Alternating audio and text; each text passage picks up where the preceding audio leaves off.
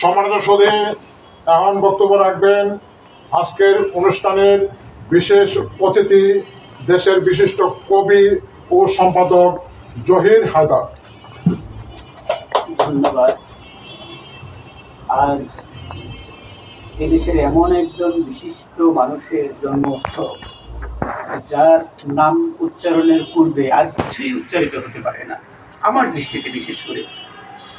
তারপরেও বলছি, অর্থাৎ মৌলানা আব্দুল হামিদ খান ভাসানী আমারই জেলা শহরের মানুষ, আমার সঙ্গে দেখাও হয়েছে ছোট বয়সে। তো এমন একজন রাজনীতির বটবৃক্ষ তিনি, যে বটবৃক্ষের ছায়ার নিচে একমাত্র বাংলার বিখ্যাত নেতা শেরে বাংলা এবং হোসেন সোহরাওয়ার্দী ছাড়া প্রত্যেকেই তার ছায়াতলে ছিলেন আমার জানা মতে। আজকে সেই প্রখ্যাত মহা নেতার জন্ম উৎসব যিনি আয়োজন করেছেন, তিনি এদেশের বিশিষ্ট কবি ও রম্যলেখক জনাব শাহজাহান আবদালী। তাকে আমি বারবারই ধন্যবাদ জানাচ্ছি এবং অসংখ্যবার তাকে ধন্যবাদ যে এই ধরনের আয়োজন করার উনি সাহস এখনো পোষণ করেন। এবং তার যে বক্তৃতা প্রশিক্ষণ কেন্দ্র, এখানে প্রায়ই তিনি আয়োজন করেন, যেটা সচরাচর দেখা যায় না। কারণ এই সমস্ত আয়োজনের যে ত্যাগ স্বীকার করতে হয়, অর্থাৎ জীবন থেকে যে ত্যাগ, যে টেনশনগুলো শুরু হয়, জীবন থেকে বেরিয়ে যায়, এটা ফিরে পাওয়া যায় না। আমি তাকে পুনরায় আবারও ধন্যবাদ জানাচ্ছি এই সমাজ আয়োজনের জন্য, বিশেষ আয়োজনের জন্য। তারপরে মৌলানা ভাসানী, মানে আমি সামনের থেকে যেটুকু দেখেছি আজকের অনুষ্ঠানে তার ব্যাখ্যা করা যাবে না।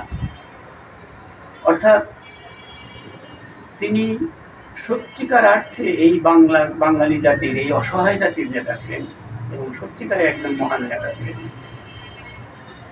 এই কারণেই বলছি যে চীনে তাকে দাওয়াত দেওয়া হলো, তিনি লুঙ্গি পরেই গেছেন, তিনি কিন্তু অন্য কোনো পোশাকে যাননি, এবং মাথায় সে কালের পুরোনো একটা টুপি। এবং তাকে যে আমি ঈদের দিন ৭৪ সালে দেখা করতে গিয়েছিলাম সালাম করতে, সেদিনও একটা খোলা, মানে সন্তোষ পুরোনো জমিদার বাড়ির আঙিনাটাই ওনার ছিল। সেদিন দেখলাম তিনি রাস্তার ধারে একটা ভাঙা চেয়ারে বসা, ওর মধ্যে আমি আর আমার মামা যে সালাম করলাম। উনি ২-৪ কথা বলা শেষে বলে যে তোমরা ভিতরে যে একটু মিষ্টি মুখ করে যে, না হুজুর আমরা অনেক কিছু খেয়েছি, আজকে আপনি শুধু সালাম করতে আসছি। খুব খুশি হলেন সেদিন যে উনি হাসলেন, আনন্দ উল্লাস করলেন আমাদের নিয়ে, মনে আছে বিষয়টা। এবং তার স্বাধীনতার পরে আমি বঙ্গবন্ধু শেখ মুজিবুর রহমানের সামনেও গেছি, তাকে মাল্যবরণ করেছি এই হাতে। এটা কাদেরিয়া বাহিনীর কিশোর গ্রুপের ক্যাপ্টেন ছিলাম আমি সেই সূত্র ধরে, এবং বঙ্গবীর কাদের স্মৃতির নির্দেশে সেটা করেছিলাম। যাই হোক, যে আজকে যে মহান নেতাকে নিয়ে আলোচনা হচ্ছে, এটা একটা অসাধারণ ব্যাপার।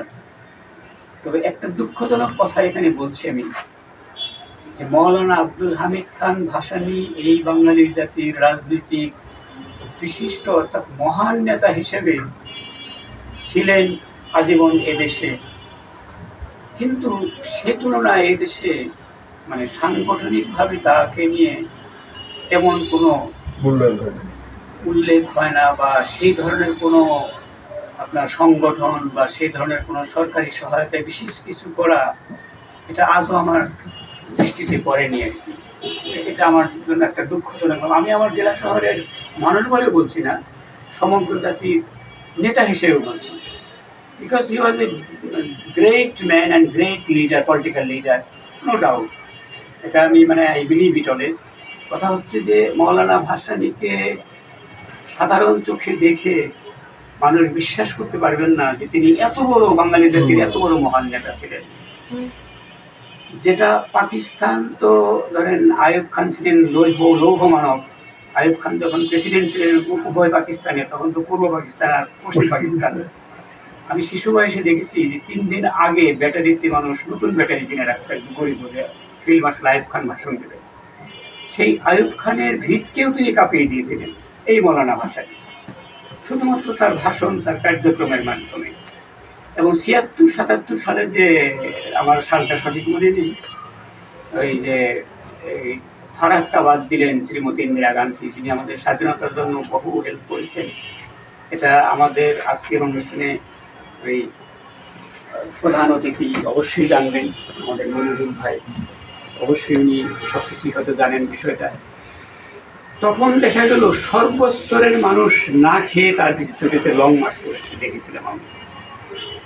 এই নেতাকে আমরা হারাবার পরে আমি মনে করি তাকে যে রাষ্ট্রীয়ভাবে বিশেষ কিছু গড়ে উঠুক এবং আমাদের যেন অকৃতজ্ঞ জাতি বহির্বিশ্বে কেউ না বলে যে বাঙালি অকৃতজ্ঞ জাতি, তাদের এই নেতা ছিল, তাদের সম্পর্কে কেউ উচ্চারিত হয় না।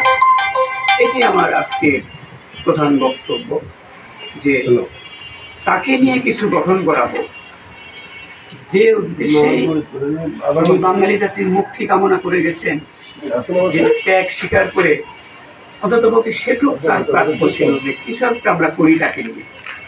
এই জন্য আমি বারবারই খুশি হচ্ছি যে আমাদের শাহজাহান আবদালী সাহেব এই যে অনুষ্ঠান আয়োজনটা করছেন, তাকে স্মরণ করে তার জন্ম উৎসব, এটা আমি শেষ প্রান্তে এসে আবারও ধন্যবাদ জানাচ্ছি আব্দুল ভাইকে। ধন্যবাদ।